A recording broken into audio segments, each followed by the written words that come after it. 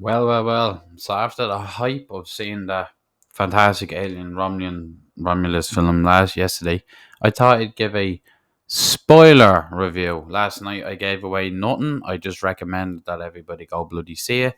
Now this film or this video will show, and I'll mention spoilers. So if you don't want spoilers, get the boat. Anyway, I've seen some weird criticism about this film. There are a couple of criticisms I will point out. It's 80% good, 20% bad. Even 20% being a bit harsh. But some people were expecting this film to be something that it wasn't going to be, and they're just giving it negative reviews right off the bat. If you're not going to enjoy something for what it is, um, if I'm expecting a movie to be something and it turns out that it's not what I was expecting it to be, I will still review the movie for what it is. I won't just negatively bash it because it wasn't what I was expecting. So I think people need to get a life and take the nostalgia goggles off. As I said yesterday, and I will say this film is on par with Alien and Aliens. It's visually fantastic. It's well made. The pacing is decent. It's basically the same as what Alien and Aliens was, and it has good characters and it has good tension and genuine scares in parts. So take your nostalgia goggles off and actually review it properly. Anyway, the plot of this fine movie is Wayland Yutani's space probe goes to the wreckage of the Nostromo and basically finds an object that turns out to be the xenomorph. It somehow cocooned itself after it was ejected and shot by Ridley out of the escape pod that she was in. The narcissist, I believe it was called. I could be wrong. And they found that basically and bring it to a space station and or a research lab, and that's how it starts. And then we end up going to Rain Cardian, played by Kaylee Spaney. And can I just say the main cast, especially the three leads, were fantastic. David Johnson plays a android, but he's a defective android. But at a certain point in the movie, he actually becomes non-effective and back to his normal state for a period of time. The way he's able to switch between two, fantastic. This young man has talent, and I want to see him in more because he is fantastic. Uh, Kaylee Spaney was written as a well written, strong female character, which is Disney. Take notes. This is how you do it. Not a Mary Sue, but grows throughout the film, and I'll explain why she's not a Mary Sue as the film goes further in.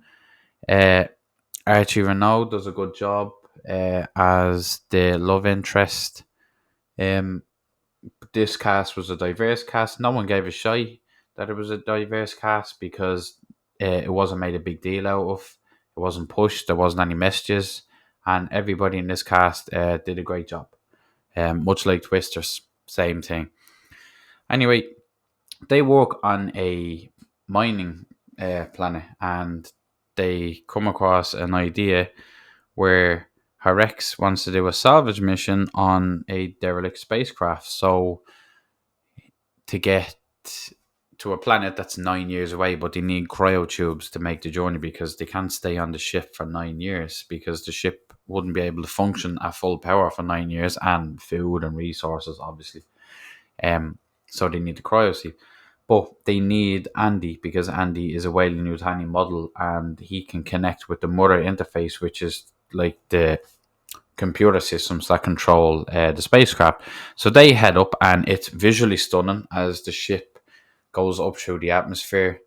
You can see the planets, the orbital debris ring, and the sun in the distance. It looks fantastic. But then when they realize to get closer, they realize it's not a ship. It's actually the space station, basically a large space station, and wonder why a place like this is abandoned. So they realize that maybe they might find more cryo. Uh, So basically, it's divided into two parts: Romulus and Remus, which I can't exactly remember why it was like that. Uh, but while they're going to retrieve while Andy and Bjorn, who is the cousin of Archie Renault's character, while they're going, they come across a room and where they need more cryofuel because the ones they found didn't have enough power to do 9 years. Uh, they take it out and it breaks the stasis field of a lot of facehuggers. So the facehuggers are starting to revive from frozen, and it triggers a lockdown. And the override lock to do that, they're stuck. So what what Rain does is she goes onto the space station and finds the corpse or the body of a android and takes out the chip and tells her to give it to Andy, and it overrides his systems while the other two are fighting off the facehuggers, and then he has clearance to override the lockdown because of medical thing or whatever. So they get out there and the facehuggers are jumping all over the place, and one of the pilot of the spacecraft, Alien Wu, gets facehugged basically, and the thing is stuck on them. And then what they end up having to do is they basically have to revive the synthetic that's on the deck, and it turns out to be Ian Holmes' character, not the exact character, but the model, like similar to David E. Uh, from Prometheus, where there's multiple versions of him. Ian Holmes' character, it was another model where there was multiple versions of him. The this is the criticism I'll give this is the CGI. Christ, it was bad. Trying to put the face of Ian Holm on it, it was jarring. You could see it a mile away. It was terrible. Dread for a film that had great miniatures, great special effects, and everything. This was the one part I will criticize it. It was dreadful. You got used to it as the more you saw, but when you first see it, it is jarringly bad, awful. It reminded me of that bleeding scene and bleeding. Can't believe I'm gonna say this. Twilight, of the baby in Twilight is a the four or the is it Breaking Dawn Part 1 and Part 2, where they had the kid and the bleeding CGI was rotten. This was on par with that. It got better as you watched it more. At first, it was jarring as hell. Uh, anyway, that character gets revived, and he is told that what's going on, and he basically says she's fucked. Basically, if they can't get it off, and they do figure out a way to get it off, uh, by using the cryofuel to freeze it to kind of let it detach itself and then reef it off. Um, but he gave her a 60-40 chance that there might have been an implantation. He also shows that there's a xenomorph up top, and it turns out to be a dead xeno, and it's the one that Ripley got out in Nostromo, the exact same creature, because it still has the hook and all connected to it. Anyway, Andy gets upgraded and he has new directives and all, and in Holmes' synthetic character basically says, your directive is for the company, fuck Rain, fuck them, uh, we need to get this pathogen off, and we'd no idea what the bleeding hell the pathogen was. So when Tyler removes the creature and they get warned, Bjorn flees with Navarro back to the ship, and she basically gives birth to the chest burster, and the ship ends up crashing into the hangar bay, and it seals its blast door, so it means they can't go anywhere without the synthetic releasing the doors basically. Uh, when Kay regains consciousness, she locates Bajoran and they find a cocoon that's up on the wall. And this part was fantastic because I don't believe we've ever seen this before.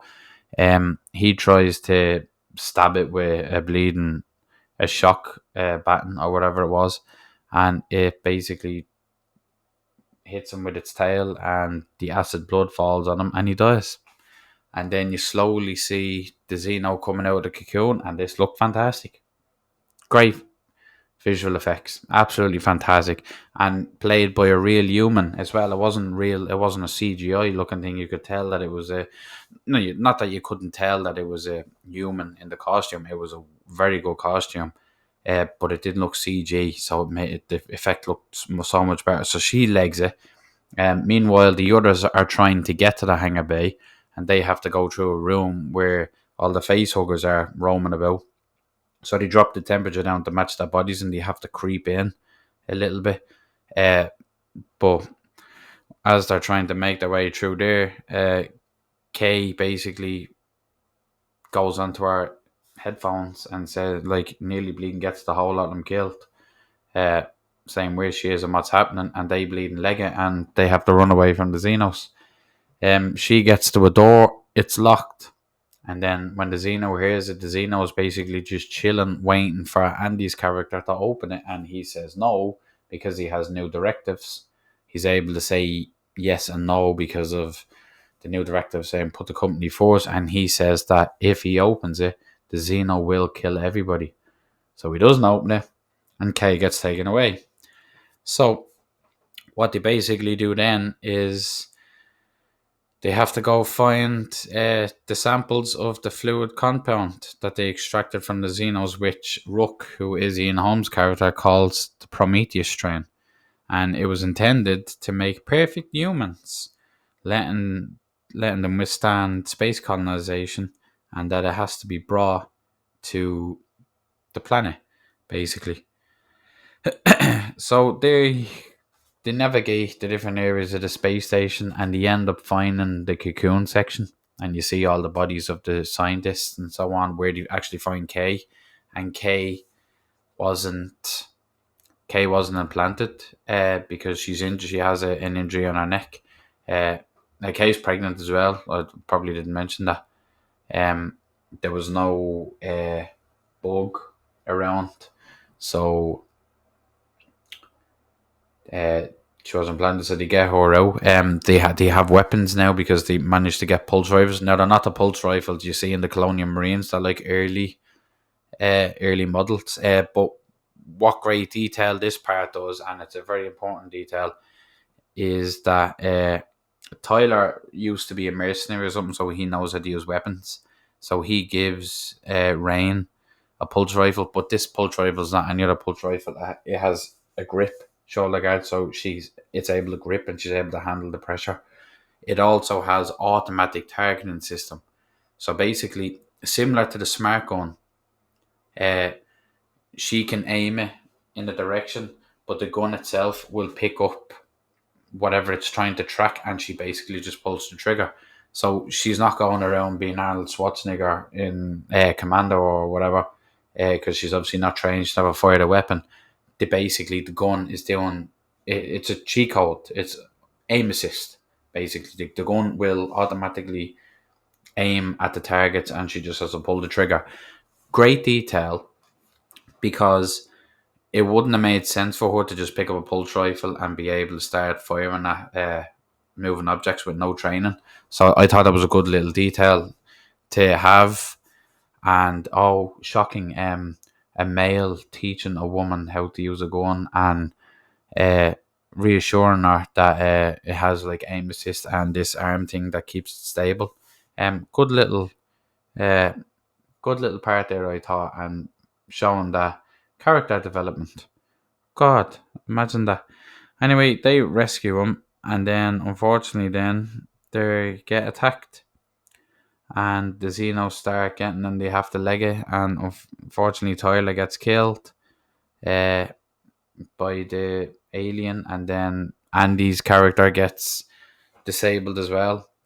So Kay and Rain go up an elevator shaft, but Rain wants to go back and get Andy, so she sends Kay uh, back to the ship, and Kay injects herself with the pathogen because Ian Holmes' character kind of made her do it through the intercom, uh, and she passes out. Um, Rain goes to Andy, takes the old chip out, and he becomes his old self again. Uh, they then go up the ladder. They have to start going up the ladder then, and the aliens start coming at them, and she actually falls, and the zero gravity is coming on and off at this point. Uh, oh, sorry, I'm going a bit too ahead of myself. When she goes back to get Andy, they try to get out, but then the Xenos kind of come. So another great detail is they can't. They aim the guns, but they don't attack. The Xenos don't attack. A very important piece of information that Andy gave when he had the chip in was that you can't shoot them because they have acid for blood, and if you shoot them, they're on the bottom deck. It will lead to the vacuum of space, and which is a fantastic piece of detail. So what she says is that she'll hold it and point it, and they might not charge. That's what Andy says. They might not charge forward. At least that was what he hoped. And for a while, the Xenos don't, because they don't know. The Xenos are smart, but uh, she's pointing. They don't attack immediately, but then they start getting bracing when they realize that she's not actually firing. So when they get cornered, they actually have a great idea to turn the zero gravity off or turn it on so that everything floats. So when they turn the zero G on, uh, she's able to fire, and the acid blood will stay kind of in the air. It won't drop. And you can see the pulse rifle automatically aiming at the aliens individually one by one. She's not like a perfect marksman or any stretch. It's the gun doing it, which was a fine scene. But then they have to kind of zero G their way through all the acid blood, which is a great little scene. Then they try go up the elevator, and the zero gravity comes back on while they're kind of going up an elevator shaft, and she doesn't quite make it, and she starts dropping. And for some reason, the Xeno grabs her, puts her kind of on the opposite side of the shaft, and then the elevator had broke and drops and kills all the other Xenos. Um, the acid blood has gone through the hole and has the vacuum space. So because the elevator came down, it seals it. So then you get the scene of the two aliens, or the alien and herself, like face to face, similar to the way you had Sigourney Weaver in the other one.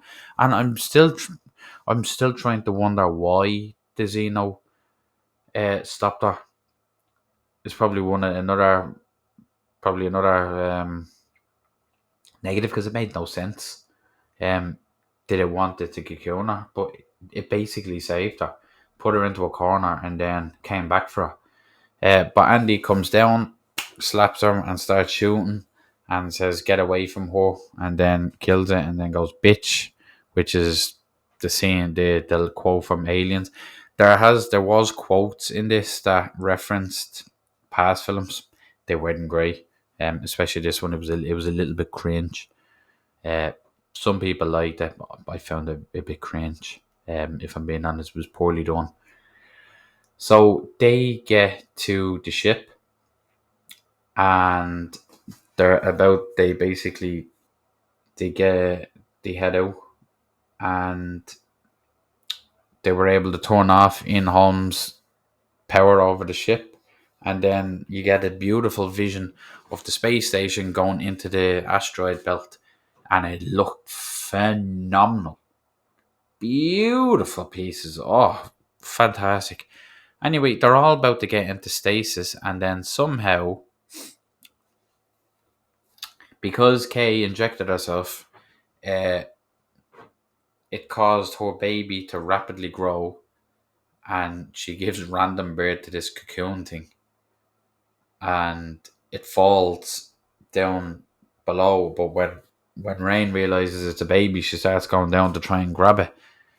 Uh, until she realizes that this thing is growing and growing and growing, and it goes back to the main chamber, and her and Kay and Andy see it, and it's a big gigantic hybrid human xenomorph hybrid thing. It looked fucking weird. It was like Slenderman except naked. Uh, this character was played by a Hungarian gentleman. I shall get his name. His name is, because I don't want to butcher his name. His name is, I don't see it. Ah, yes, it's played by Robert Bobrovsky. I'm just gonna say that. Stands at 7 feet 7 inches, and because they found the man, it was 7 feet 7 inches. This thing towered over the main cast. I mean, Jesus, towered. It was scary, long, naked Slender Man type thing, and you knew it was a real person. It was similar to the original Alien from the original Alien, because I think the African gentleman was 6 feet 10 inches. This fella was 7 feet 7 inches. This looked creepy. Anyway, he takes out Andy. Um, he starts giving Kay, who is technically his biological mother, the kind of sniffs, and then the tongue thing comes out. I genuinely thought he was gonna fucking try to start breastfeeding or something. Don't fucking ask. And then when Rain gets back up, you realise that he's basically sucked the life out of his mother, and she's dead. And then he goes to attack Rain, and she gets into a spacesuit because the cryotubes have one of the cryotubes fuel has gotten out, so it's freezing the ship. So she manages to get into a suit, and her plan is to manually inject the bottom half of the mining ship to get rid of the new creature, the offspring. And they have a little battle, and they grab hold of it. And there's a part where it's standing over, and this thing is completely naked. Uh, there's a part down at its lower regions where there was an X.